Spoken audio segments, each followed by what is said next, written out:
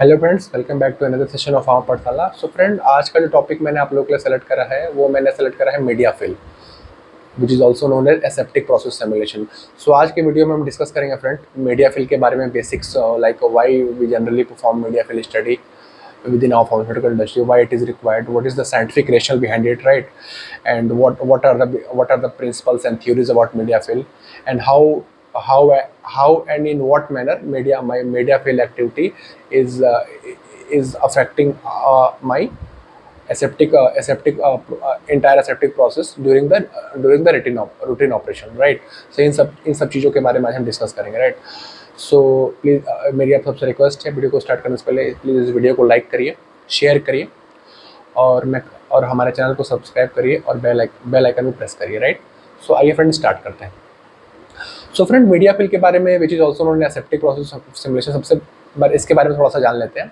सो media fill हम क्यों करते हैं? लाइक पेरेंटल सेक्स, क्योंकि पेरेंटल जो भी हम फार्मास्यूटिकल इंडस्ट्री में अगर हम पेरेंटल फॉर्मुलेशन बना रहे हैं, जैसे लाइक इंजेक्टेबल कोई भी फॉर्मुलेशन अगर हमारा डोजेस फॉर्म बना रहे हैं, चाहे वो ड्राई पाउडर इंजेक्शन हो या लिक्विड इंजेक्शन हो या फिर लाइफलाइज हो, तो उसके लिए आप सबको पता है कि एक एसेप्टिक कंडीशन मेंटेन करते हैं। What is aseptic condition? ये एसेप्टिक कंडीशन क्या होता है, ये सब मैंने पहले एक वीडियो डाला हुआ है, तो वहाँ पे आप जाके उस वीडियो में एसेप्टिक प्रोसेस के बारे में मैंने आपको समझाया है। तो वहाँ पे जाके उस वीडियो पे क्लिक करके आपको एसेप्टिक प्रोसेस के बारे में, बेसिक के बारे में आपको पता चल जाएगा, राइट? आज मैं बताता हूँ आपको, थोड़ा सा मैं आपको बैकग्राउंड देता हूँ।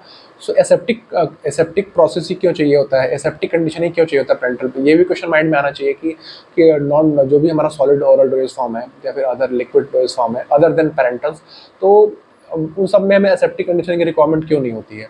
और इसमें हमें जब स्पेसिफिकली इंजेक्शन के केस में हम एसेप्टिक कंडीशन क्यों हमें नीड होती है, क्यों हम उसकी रिक्वायरमेंट रहती है हमें?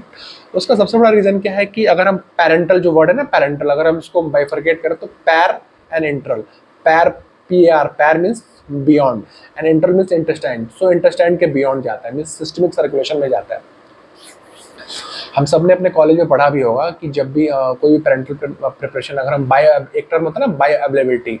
सो बायो अवेलेबिलिटी का मतलब ये होता है कि rate and extent of active pharmaceutical ingredient directly goes into the systemic circulation. Like कितना रेट और एक्सटेंट जो कि सिस्टमिक सर्कुलेशन में जा रहा है, उसको बायो अवेलेबिलिटी बोलते हैं, हम सबको पता है। तो अगर हम कंपेयर करें, if you do the comparative study between solid oral doses form and between parental dosage form. So parental dosage form always has a higher number of bioavailability, right? This we all know that. क्या होता है कि जो भी क्यों होता है सबसे ज़्यादा बायोअवेलेबिलिटी पेरेंटल फॉर्मुलेशन का, लाइक इंजेक्टेबल्स और भी जो सेमी इंजेक्टेबल्स हैं, क्योंकि डायरेक्टली हम अलग अलग आईवी रूट से, लाइक आईएम रूट से, या फिर सब जो भी और भी अदर मतलब पेरेंटल रूट्स हैं, उनसे जो हमारा रूट डायरेक्टली हम उसको सिस्टम इंजेक्ट करके, चाहे इंट्रामस्कुलर हो गया, चाहे इंट्रावेन हो गया, ठीक है, या फिर एनिमल्स की बात करें तो आईपी एक रूट होता है, इंट्रापेरिटोनियल होता है, ठीक है। तो इन सब रूटों से हम क्या करें, डायरेक्टली सिस्टमिक सर्कुलेशन में देते हैं हम। तो इसलिए जो भी ड्रग का जो कंसंट्रेशन डायरेक्टली हमारे ब्लड में जा रहा है, तो यहाँ पे क्या होता है, here the criticality is more as compared to the other dose form, like solid, like tablet, capsule, liquid, dry syrup, like that. Okay, so इन सब के कंपेयर में जो हमारा इंजेक्टेबल फॉर्मुलेशन होता है वो मोर क्रिटिकल होता है। इसके लिए हम क्या करते हैं कि जो भी उसकी फॉर्मुलेशन, जहाँ भी हम उसकी फॉर्मुलेशन प्रोसेसिंग करेंगे, वहाँ पे हम एक कंट्रोल इन्वायरमेंट क्रिएट करते हैं with the help of you all know that with the help of control layer, like through HVAC system, through pressure control, right? Through effective cleaning procedure, through classification of air between one area to another area. So इन सब parameter को consider करके हम एक इंटायरेक्ट aseptic condition maintain करते हैं। अब aseptic condition का मतलब क्या होता है कि दोज कंडीशंस या फिर those very areas in which the level of micro या फिर the concentration of microorganism is very much less or negligible, ठीक है, जो कि या तो फ्री फ्रॉम माइक्रो ऑर्गेनिज्म हो, या फिर अगर हो भी तो with in state of control हो, ठीक है। जो भी इस एरिया के अलग अलग लिमिट्स हैं, तो जैसे ग्रेड ए हो गया, ग्रेड बी हो गया, ग्रेड सी हो गया, ग्रेड डी हो गया, ठीक है। तो अगर या तो माइक्रो ऑर्गेनिज्म की लिमिट बहुत या बिल्कुल नेग्लिजिबल हो, या फिर अगर हो भी तो इतना हो जो कि उसकी स्पेसिफाइड लिमिट है, जो कि अलग अलग रेगुलेटरी एजेंसी द्वारा सजेस्ट की गई है, उस लिमिट के अंडर भी हो, राइट? तो ऐसे कंडीशंस को, ऐसे ऐसे पर्टिकुलर एरियाज को हम एसेप्टिक एरिया बोलते हैं, ठीक है।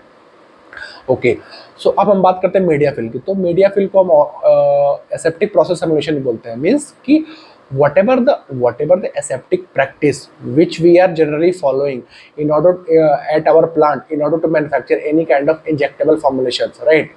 So those very practices are basically known as aseptic practice or aseptic technique, right? Okay, so अब इन मीडिया फिल्म में क्या करेंगे हम, तो those aseptic practices which are generally being used in order to formulate any kind of injector or formulation.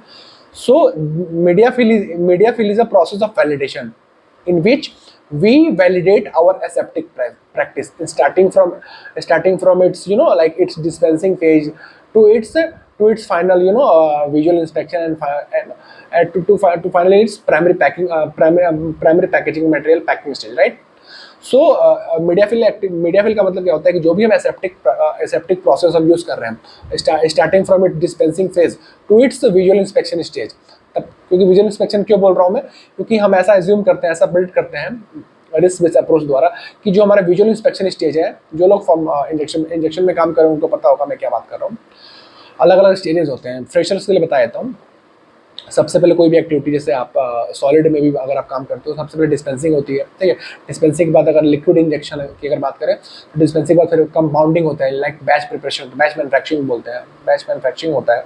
फिर उसके बाद batch filtration होता है, लिक्विड की कुछ बता रहा हूँ, ठीक है। फिर बैच फिल्ट्रेशन के बाद फिर आपका फिलिंग होता है, ग्रेड ए में फिलिंग एरिया में, फिर सीलिंग होता है। फिर सीलिंग के बाद फिर फर्दर आपका विजुअल इंस्पेक्शन होता है। विजुअल इंस्पेक्शन के बाद फिर उसको ट्रे में कलेक्ट करके अलग अलग इंटरवेंशन के जो वायल्स होते हैं या फिर एम्पुल्स होते हैं उनको कलेक्ट करके फिर हम उसको ले जाते हैं इंक्यूबेशन रूम में। फिर वहाँ पे उसको 7+7 डेज का साइकिल होता है, वो मैं आपको अभी आगे बताऊँगा। उसमें हम उसको इंक्यूबेट कर देते हैं और फिर हम देखते हैं कि मीडिया का ग्रोथ कितना आ रहा है, ठीक है। और जो भी हमारे स्टैंडर्ड लिमिट है, जो कि टेक्निकल रिपोर्ट नंबर, अच्छा इसकी गाइडलाइन की अगर बात करें मीडिया बिल की, तो टेक्निकल पीडीए की गाइडलाइन है टेक्निकल रिपोर्ट नंबर 22। इसमें आपको अच्छे से आपको मतलब एक प्रॉपर गाइडेंस है, उसमें आपको अच्छे से मीडिया फिल के बारे में बताया गया, ठीक है। अच्छा, अभी मैं बात करता हूँ प्रिंसिपल की, मीडिया फिल क्यों करते हैं। तो जो भी एसेप्टिक प्रैक्टिस हम यूज़ कर रहे हैं, ठीक है, उस aseptic starting initial stage to final stage तक जो भी हम एसेप्टिक प्रैक्टिस यूज़ कर रहे हैं, ठीक है, लाइक गाउनिंग प्रोसीजर हो गया, मैन पावर का बिहेवियर हो गया, हमारे फिलिंग एंड सीलिंग एक्टिविटी हो गया, उसके पहले अगर बात करें तो कंपाउंडिंग एक्टिविटी हो गया, मैन्युफैक्चरिंग एक्टिविटी हो गया, उसके पहले डिस्पेंसिंग एक्टिविटी, जो भी हो गया, जो भी हम एक एसेप्टिक कंडीशन में जो भी हम रूटीन में ऑपरेशन परफॉर्म करते हैं, वो सारे के सारे को हम एक ड्राई डमी स्टडी करते हैं with the help of media. यहाँ पे क्या करते हैं हम, कोई प्रोडक्ट ना यूज़ करके हम मीडिया को, जो कि SCDA होता है, ठीक है, उसकी हम कंसंट्रेशन 3% बनाते हैं वेट बाय वॉल्यूम, ठीक है। और उस कंसंट्रेट को बनाने के बाद फिर उसको फिल्टर करते हैं, ठीक है, मीडिया को। फिर फिल्टर करने के बाद फिर उसको ले जाते हैं आपके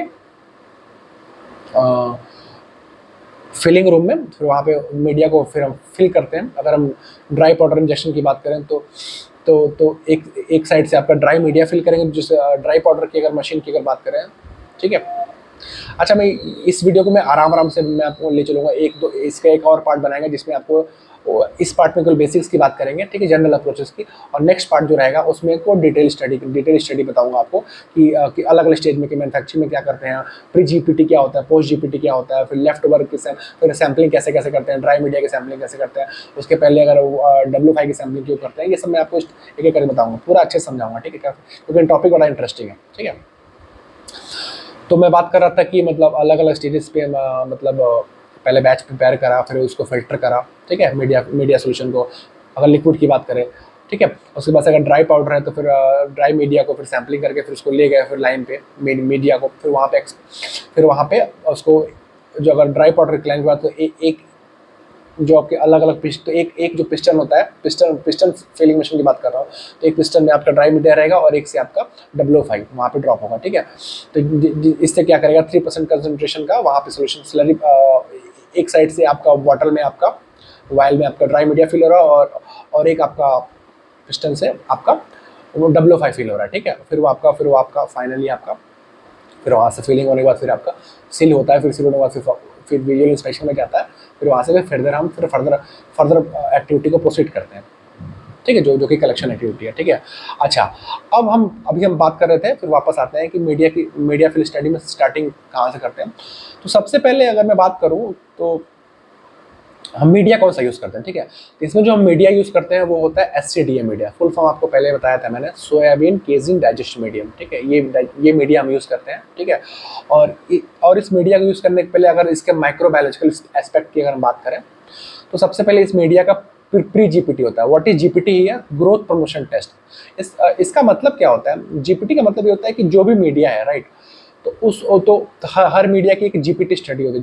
जब भी वो माइक्रोबायोलॉजिकल लैब में आता है वो, तो उसकी या तो हम खुद परफॉर्म करते हैं, राइट, या तो फिर ऑलरेडी पार्टी वाला उसका एक सर्टिफिकेट सीओए देता है, जिसमें ऑलरेडी वो पॉजिटिव प्री जीपीटी का मतलब सीओए बना के देता है कि जो भी ये मीडिया है ये इतना कैपेबल है कि इट इज ससेप्टेबल टू, मतलब it is capable to capture some of the microorganism which is generally we are facing at our plant side, right। ये होता है ग्रोथ प्रमोशन टेस्ट का मतलब।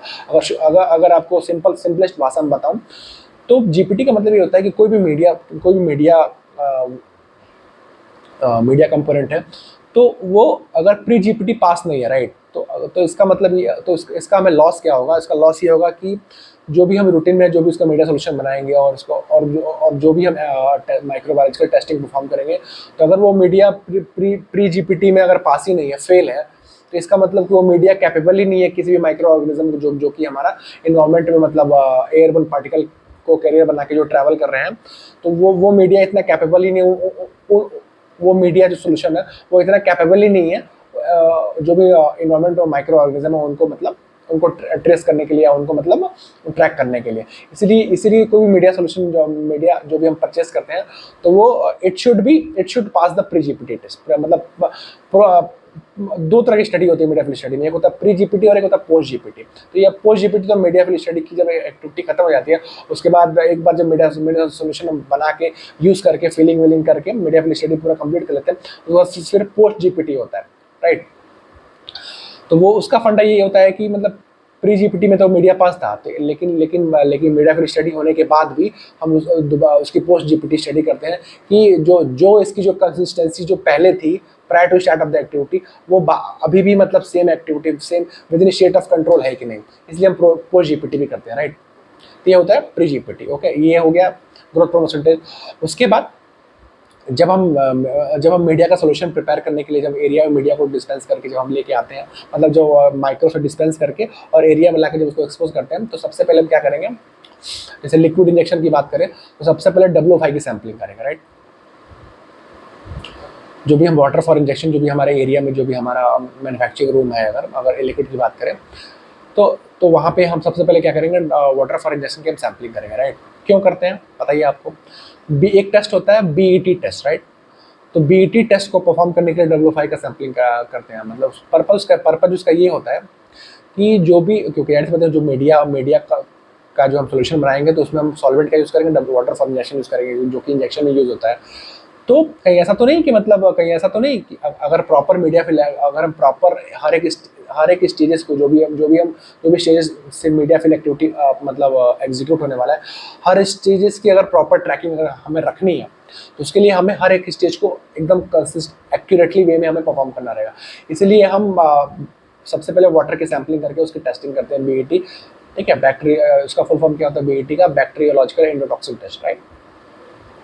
उसका पर्पस ये होता है कि अगर हमारा वाटर ही फेल है, तो बाद में जाके अगर मान लो मीडिया फेल हमने अगर यहीं पे हमने ट्रैक नहीं करा, और अगर बाद में जाके हमें पता चला कि 2 वायल 4 वायल में अगर हमें काउंट अगर आ रहा है, तो हम ट्रैक नहीं कर पाएंगे कि एक्चुअल प्रॉब्लम मीडिया में था या फिर हमारे एसेप्टिक बिहेवियर में था, या एरिया में फेलियर था। फेलियर कहाँ था हमें ट्रैक नहीं कर पाएंगे।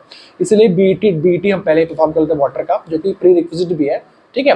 और परफॉर्म करने के बाद फिर हम देखते हैं कि मतलब अगर वाटर के BET अगर पास है, उसकी लिमिट होती है नॉट मोर देन 0.25 इंडोटॉक्सिन पर ml, ठीक है। मतलब ये BET की लिमिट होती है WO5 की, ठीक है। तो अगर ये बीटी पास होता है वाटर का, उसके बाद ही हम नेक्स्ट स्टेप पे प्रिपरेशन पे जाते हैं, ठीक है। अच्छा, प्रिपरेशन करने से पहले जो उसके सबसे पहले जो मीडिया की सैम्पलिंग होती है 6 ग्राम, ऑलमोस्ट 4 to 6 ग्राम के हम सैंपल लेते हैं ड्राई मीडिया की, ठीक है। और वो सैंपल माइक्रोबायोलॉजिस्ट आता है, वो सैंपल लेके जाता है और वो ड्राई मीडिया का, ठीक है, मतलब अंडर मतलब जो भी हमारा लैब कंडीशन है वहाँ पे हम उसको लेमिनार या फ्लो कंट्रोल कंडीशन उसकी सैम्पलिंग करके और फिर उसको वो माइक्रोबायोलॉजिस्ट लेके जाता है और फिर उसकी स्टडी करता है, राइट। स्टेरिलिटी लगाता है उसका ड्राई मीडिया का, ठीक है। अच्छा, इसके बाद हम क्या करेंगे, बैच प्रिपरेशन करेंगे, ठीक है, बैच प्रिपरेशन करेंगे। तो बैच आज मैं केवल बैच प्रिपरेशन तक ही आपको बताऊंगा, राइट, क्योंकि वीडियो में आपको पता है वीडियो कोई लंबा नहीं डालता क्योंकि बोरिंग हो जाता है। तो बैच प्रिपरेशन तक ही बताऊंगा। तो ड्राई मीडिया की जब सैम्पलिंग होती है उसको जब बैच प्रिपरेशन करते हैं, ठीक है। तो बैच प्रिपरेशन में आपको 3% मीडिया का वेट बाय वॉल्यूम कंसंट्रेशन के हिसाब से हम कैलकुलेशन करके, ठीक है, और उस मीडिया को मतलब आपका W5 में मिक्स करके और प्रॉपर मिक्सिंग करके और एक और मीडिया का एक स्लरी बनाते हैं, एक सोल्यूशन बनाते हैं, क्लीन सोल्यूशन, ठीक है। और उस सोल्यूशन बनाने के बाद फिर उसको हम फिर फर्दर फिल्टर करते हैं, ठीक है। अच्छा, फिल्टर करने के लिए 2 माइक्रॉन का फिल्टर हम यूज़ करते हैं। एक तो 0.45 माइक्रॉन का फिल्टर यूज़ करते हैं, फिर उसके बाद से 0.2 माइक्रॉन और फिर 0.2 माइक्रॉन के फिल्टर को 2 बार यूज़ करते हैं, राइट। सो ये हम फिल्ट्रेशन बैच प्रिपरेशन करने के बाद जब हम फिल्ट्रेशन प्लान करते हैं, ठीक है, तो फिल्ट्रेशन करने के बाद भी हम फिल्ट्रेशन करने के पहले भी एक हम स्टडी करते हैं जिसको हम बोलते हैं BPT करते हैं, बबल पॉइंट टेस्ट करते हैं। फिर आपका WIT करते हैं, वाटर इंट्रूजन टेस्ट करते हैं, राइट। मतलब pre integrity, post integrity and WIT 3 तरह के टेस्ट करते हैं। इसका पर्पस क्या होता है, मतलब एक तो होता है वाटर इंट्रूजन टेस्ट, एक होता है आपका BPT बबल पॉइंट टेस्ट और एक होता है फिल्टर डिफ्यूजन टेस्ट, ठीक है। पर्पस क्या होता है कि हम ये चेक करते हैं कि जो भी फिल्टर हम यूज़ करते हैं for the filtration purpose of the media, right. तो हम ये चेक करते हैं कि कहीं फिल्टर डैमेज वगैरह तो नहीं है, या फिर कहीं फिल्टर में कोई अनवांटेड लीकेज वगैरह तो नहीं है। क्योंकि अगर कुछ भी अगर प्रॉब्लम रहा तो अल्टीमेटली मेरा जो फिल्ट्रेशन वो poor filtration will take place, right. So if poor filtration will take place, so आप सबको पता भी होगा कि जो फिल्ट्रेशन होता है ना इंजेक्शन ब्लॉक प्लांट में, तो filtration is a kind of installation process जिसमें 3 लॉग रोटेशन हम अचीव करते हैं, राइट। क्योंकि जो भी हम फिल्टर यूज़ करते हैं, मेम्ब्रेन फिल्टर, ठीक है, तो मेम्ब्रेन फिल्ट्रेशन जो भी फिल्टर मेम्ब्रेन होता है उसके अंदर कैपेसिटी होती है कि वो एटलीस्ट 3 लॉग रोटेशन तक अचीव करता है, राइट। सो अल्टीमेटली जो फिल्ट्रेशन, अगर मैं ये बोलूँ कि filtration is a kind of installation process, so that is kind of a true statement, right? So filtration itself is a independent distillation process, right? So अगर filter में कुछ, अगर इन तीन टेस्ट जो मैंने बताया, WIT water intrusion test, then BPT bubble point test, then आपका diffusion test, अगर तीनों में से कोई भी टेस्ट अगर फेल हुआ with respect to the filter, right, which is going to be used for the media filtration process, right? तो अगर इन तीनों में से कोई भी टेस्ट अगर फेल हुआ तो ultimately poor filtration will take place, right? So prior to start of the filtration activity ये सब इन 3 टेस्ट को परफॉर्म करते हैं, राइट फ्रेंड। सो ये जब ये तीनों टेस्ट पास हो जाते हैं उसके बाद हम जो हमने मीडिया का प्रिपरेशन बनाया है, सोल्यूशन बनाया है, उसको हम फिल्ट्रेशन के लिए हम चार्ज करते हैं। फिल्ट्रेशन अलग अलग फिल्ट्रेशन असेंबली में हम पहले 0.45 माइक्रोन का फिल्टर लगाएंगे, फिर उसे एक बार फिल्टर करेंगे, फिर आपका 0.2 माइक्रोन का एक फिल्टर लगाएंगे, फिर आपका 0.2 माइक्रोन का एक थर्ड फिल्टर लगाएंगे। तीन बार से फिल्टर करके फिर मीडिया को फिर वो एक फिल्ट्रेशन होल्डिंग टैंक रहता है, उसमें मीडिया सोल्यूशन को स्टोर करते हैं, फिर वो फर्दर जाता है फिलिंग एरिया के लिए, ठीक है। अच्छा, मीनवाइल फ्रेंड्स, इसमें अब इतना शॉर्टकट है मैंने बताया आपको, ठीक है, बट इसके साथ साथ अभी आपको और भी मतलब प्री रिक्विजिट है, लाइक जो भी फिल्ट्रेशन असेंबली यूज़ होने वाली है मीडिया में वो आपका प्रॉपर स्टेरिलाइजेशन होगा, ठीक है। जो टैंक वगैरह यूज़ होगा मीडिया में वो भी प्रॉपर स्टेरिलाइजेशन होकर फिर वो एसेप्टिक एरिया में आएगा, फिर वो पास बॉक्स के थ्रू फिर वो बैच प्रिपरेशन रूम में आएगा, right. So these are multiple prerequisites prior to start of the compounding activity as well as the filtration activity, right? So friend, आज के वीडियो को हम यहीं पे हम क्विट करते हैं। नेक्स्ट पार्ट हम अगले सेशन में डिस्कस करेंगे जिसमें मैं आपको फिल्ट्रेशन के आगे की स्टोरी बताऊंगा कि आगे हम क्या क्या करते हैं और कैसे कैसे करते हैं। उसके साथ साथ मैं आपको टाइप्स ऑफ इंटरवेंशन बताऊंगा। मेनली 2 टाइप के होते हैं, एक आपका रूटीन इंटरवेंशन होता है, एक आपका इनहेरिटेड इंटरवेंशन, जो कि हम जिसको हम नॉन रूटीन बोलते हैं, ठीक है। जैसे इंटरवेंशन के बारे में बताऊंगा, ठीक है, और फिर आपको सैम्पलिंग बताऊंगा कि कैसे कैसे IPQA कब कब सैम्पलिंग करता है, कौन कौन सी स्टेज की सैम्पलिंग करता है, और ठीक है, और कौन कौन से आपके ओपन डोर इंटरवेंशन क्या होते हैं, सेप्टिक एरिया कॉन्टेक्स्ट में बात करें, क्लोज डोर इंटरवेंशन क्या होते हैं, इन सब के बारे में जो रिमेनिंग पार्ट है वो हम अगले सेशन में डिस्कस करेंगे। सो फ्रेंड, आज की वीडियो को हम यही क्लोज करते हैं। थैंक यू सो मच देखने के लिए। अगर आपको ये वीडियो थोड़ा इंटरेस्टिंग लगा तो प्लीज़ वीडियो को लाइक दीजिए, हमारे चैनल को सब्सक्राइब करिए, और ज़्यादा से ज़्यादा इस वीडियो को शेयर करिए, और प्लीज़ बेल आइकन भी दबाइए जिससे कि आपको नोटिफिकेशन आसानी से मिल जाए। थैंक यू सो मच देखने के लिए। Have a good day. Bye bye.